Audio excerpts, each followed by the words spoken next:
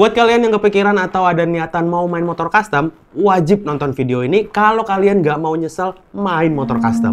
Wah, ayo lo.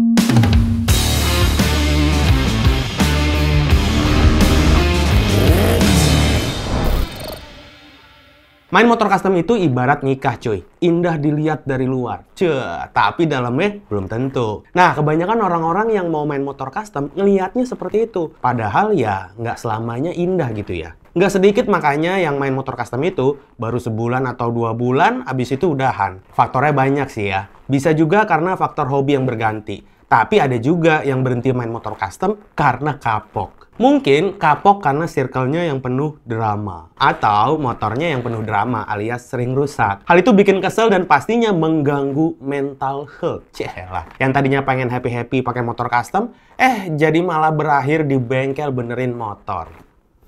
Makanya nih, gue selalu saranin ke orang-orang yang nanya masalah motor bahan apa yang cocok buat newbie. Dan jawaban gue selalu sama. Mulailah dari motor kecil atau small engine. Kenapa? Karena kalau lu udah mau udahan main motor custom, paling nggak lu belum terlalu banyak spend uang gitu cuy. Jadinya ya nggak rugi-rugi amat. Tapi kalau dari motor kecil ini lu udah ngerasa klop, udah ngerasa nyaman, baru deh naik kelas dengan motor yang cc-nya lebih besar. Bisa 400 cc, bisa 600 cc, atau bisa 1000 cc langsung gitu. So, buat kalian yang kepikiran pengen mulai main motor custom, gue punya rekomendasi beberapa motor bahan yang cocok. Beberapa motor yang cocok dijadiin bahan motor custom nih cuy. Yang pasti harganya affordable ya. Kita langsung aja bahas yang pertama dulu dari yang di bawah 10 jutaan. Motor yang pertama itu ada di Suzuki Thunder 125 cuy. Ini untuk motor tahun 2006 ya. Itu dibanderol cukup murah menurut gua, di kisaran harga 5-8 jutaan. Rata-rata sih 5-7 jutaan. Mungkin kalau yang 8 jutaan itu kondisinya masih oke banget gitu ya. Motor ini gue suka banget, kenapa? Karena dia tuh mau dijadiin style apa aja cocok di motor ini. Mulai dari cafe racer, tracker, flat tracker, bobber, apapun lah, mau yang model agak modern atau yang mau yang klasik sekalian juga udah cocok. Karena emang motor ini suspensi belakangnya juga masih twin shock. Plus minusnya dari motor ini, pertama ya, plusnya dulu. Itu dia punya desain sasis yang menurut gue kelihatan keker gitu cuy. Kayak motor-motor Jepang yang kapasitas mesinnya itu di atas 250 cc. Istilah umumnya itu adalah bagian sasis ngejepit mesin. Sasis model itu yang jarang ditemuin di motor-motor under 250 cc cuy. Di Thunder ini salah satunya yang dia pakai sasis model itu. Plusnya yang kedua adalah kaki-kakinya si Thunder ini walaupun sok depan dan swing armnya itu masih pakai bawaan standar, tapi kalau kalian mau colok ban misalnya kayak ukuran yang paling sering dipakai ya, 400 ring 18 atau 400 ring 17, itu masih bisa dipasangin cuy. Jadi kalian nggak perlu ganti segitiga depan atau nggak perlu ganti swing arm untuk bisa pakai ban yang ukuran 400. Bahkan, gue dulu pernah nyoba dicolokin ban ukuran 500 ring 16, itu masih muat juga sok depannya sama swing armnya. Cuman emang konsekuensinya motor jadi kelihatan agak bantet gitu ya. Wheelbase itu mesti dipanjangin dikit biar kelihatan proporsionalnya dapet. Itu poin plusnya. Poin minusnya dari motor ini adalah mesinnya yang lemot. Ya, ini walaupun motor batangan, tapi kapasitas mesinnya cuma 125 cc gitu. Kalian bayangin ya, Honda Supra aja itu 125 cc. Motor Matic sekarang aja itu udah sampai 150 bahkan 160 cc gitu. Itu kayak udah ketinggalan zaman banget, dan kebayang mesin 125 cc dipasangin di rangka dan bodi-bodi motor laki. Itu larinya lemot banget. Bukan nggak bertenaga banget, bukan yang nggak bisa nanjak. Cuman ya fine buat harian aja gitu, buat jalan santai, buat kebut-kebutan ya agak ketinggalan lah. Apalagi motor ini bawaan karbu aslinya itu kan model vakum ya. Jadi akselerasinya dia agak lemot. Walaupun tenaganya menurut gue cukup oke. Minus yang kedua dari motor ini adalah palangnya. Ini sebenarnya sih bisa jadi plus, bisa jadi minus ya. Karena model palangnya ini menurut gue kayak klasik vintage gitu ya. Nah, kalau misalnya kalian pengen ngerubah si Thunder 125 ini jadi model British, itu nggak usah ganti palang bawaannya, itu menurut gue udah kece banget. Cuman, permasalahannya kalau kalian pengen ganti velg jari-jari.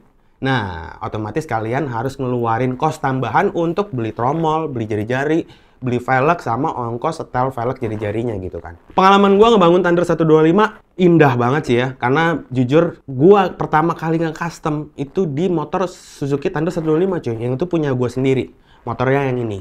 Dan sempat gue jadiin beberapa konsep. Awalnya gue jadiin cafe racer buat freestyle, dan yang terakhir itu motornya gue jadiin kayak model pakai Hornet gitu ya belakangnya, terus gue bikin rendah, dan itu masih pakai pelek bawaan. Cuman gue ganti bannya aja. Menurut gue, Suzuki Thunder 125 adalah salah satu bahan motor yang paling aman, paling enak buat di custom model apa aja. Walaupun mesinnya lemot. Yang kedua, ada Honda Verza.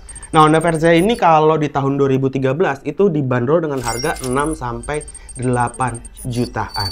Honda Verza ini bisa dibilang motor under 200 cc yang sudah dibekali dengan sistem injeksi. Yang lainnya itu masih pakai karbu vakum. Walaupun motor-motor lain mungkin ada, tapi harganya mungkin nggak masuk di bawah 10 jutaan. Dia sudah injeksi, jadi mesinnya itu termasuk masih tergolong baru lah ya. Nah, Honda Verza ini cocok buat dijadiin style tracker, flat track, ataupun cafe racer. Jadi kalau buat model-model yang motor-motor dual purpose atau cafe racer, itu masih cocok banget. Tapi kalau buat dijadiin bobber, kayaknya mesti mikir 2 kali. Bukan berarti nggak bisa, bisa aja. Tapi kalau gue pribadi sih kurang suka ya. Karena emang model sasisnya yang nggak sekeker sasisnya Thunder 125. Dia modelnya tuh kayak masih sasis bawaannya keluarganya Honda CB.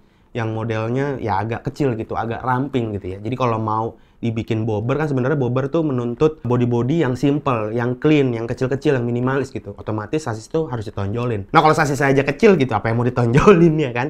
Plus minusnya dari Honda Verza. Poin pertama plusnya tadi udah gue sebutin ya, motor ini udah injeksi. Nah, plus keduanya itu adalah spare part-nya yang terbilang menurut gue cukup murah gitu kalau di Honda Verza. Ya kalau Honda sih kayaknya spare part cincai lah ya. Kalau misalnya kalian motornya rusak, spare part-nya mesti diganti, kalian nggak harus beli yang original. Yang third party-nya, kalau bahasa anak-anak kamera ya, itu juga banyak banget yang jual. Minusnya dari motor ini adalah sasisnya yang menurut gue kayak kurang inovasi gitu.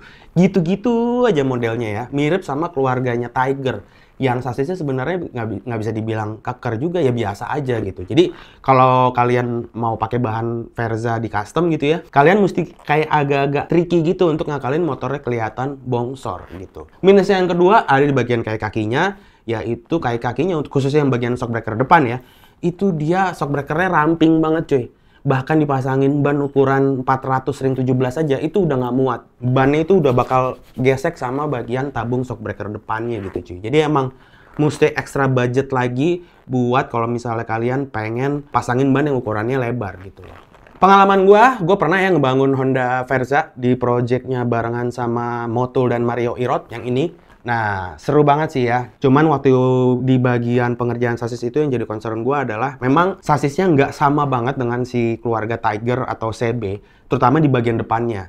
Yang ketiga adalah Yamaha Bison atau Bison. Wah, ini adalah bahan motor custom sejuta umat. Wah, apapun customannya pasti bahannya pakai Bison, banyak banget yang jual. Kenapa? Karena nggak heran sih gue ya. Pertama, harganya si Bison itu untuk keluaran motor tahun 2013 dibanderol 6-7 juta. Semurah itu ya motor Bison ya. Dan dari struktur standarnya aja, emang Bison ini cocok buat dijadiin style apa aja. Misalnya cafe racer, tracker, flat tracker, bobber itu masuk bisa sih ya, walaupun sebenarnya gue kurang suka. Tapi ya itu dia, kalau misalnya pengen dijadiin bobber, frame-nya si Bison ini sebenarnya mirip-mirip sama keluarganya si CB atau si Honda gitu ya. Cuman dia masih agak lebih mendingan dikit lah, dikit gitu. Karena dia emang bagian sasis tengahnya itu agak lebar gitu kan. Tapi tetap mesti ngakalin lumayan banyak juga kalau untuk pengen jadi style seperti style-style bobber yang mengekspos bagian sasisnya. Bisa jadi 48 bisa. Kelebihan dan kekurangan dari Yamaha Bison atau Bison itu adalah plusnya dulu. Pertama adalah kaki-kakinya yang udah nice dream come true lah kalau buat anak-anak custom tuh. Kenapa? Karena pertama dia jarak shock breaker depannya juga udah cukup lebar. Kalian bisa pasangin ban ukuran 400. Kalau ukuran 500 ring 16 gue nggak tahu deh. Kayaknya bisa ya tanpa harus ngerombak si segitiganya. Jadi jarak antara shock breaker depannya itu cukup lapang gitu ya. Terus diameter shock breakernya juga besar, 41 mm. Jadi tabungnya itu, asnya itu gede banget.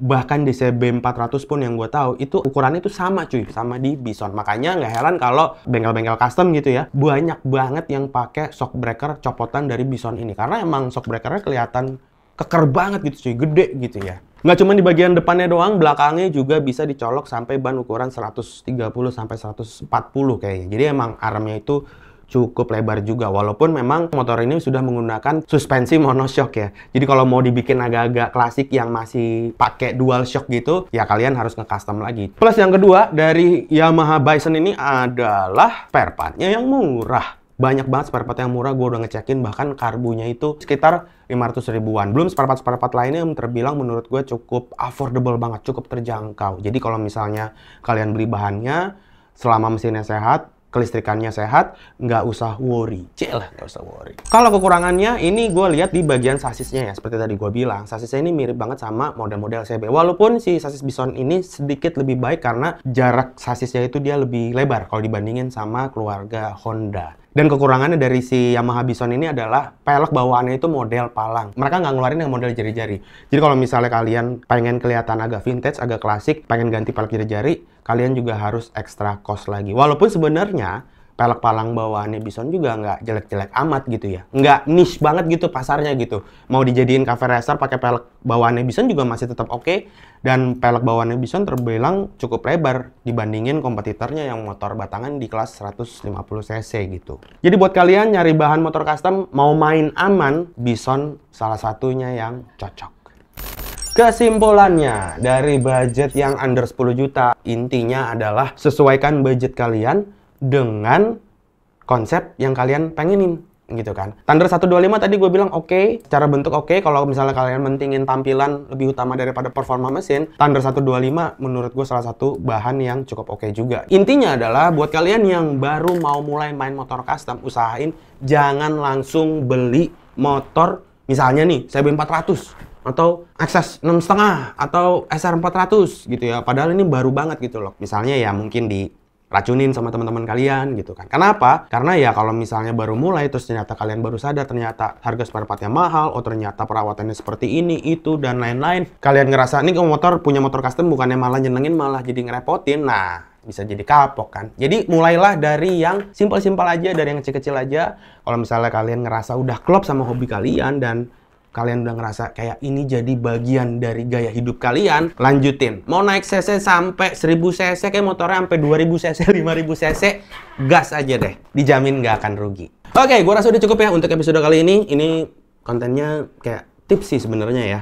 Jadi mudah-mudahan di sini buat teman-teman newbie yang mau pengen main motor custom, mulai dari referensi tadi yang udah gua kasih ke kalian, mungkin bisa jadi bahan buat pertimbangan kalian juga yang pengen buat bahan motor custom. Kalau misalnya kalian punya tambahan motor apa lagi yang under 10 juta yang oke buat dijadiin bahan buat custom, kalian juga bisa tulis di kolom komen aja, atau yang under 20 juta juga boleh, tulis aja langsung di kolom komen supaya teman-teman lain yang pengen main motor custom maksud gue itu bisa ngeliat dan bisa jadiin juga referensi. Oke, gue rasa udah cukup untuk episode kali ini. Jangan lupa subscribe supaya gue tetap semangat bikin konten soal motor custom pastinya. Seperti biasa, gue Ateng dan di belakang kamera ada Aksa. Yeah! Kita berdua cabut. Peace!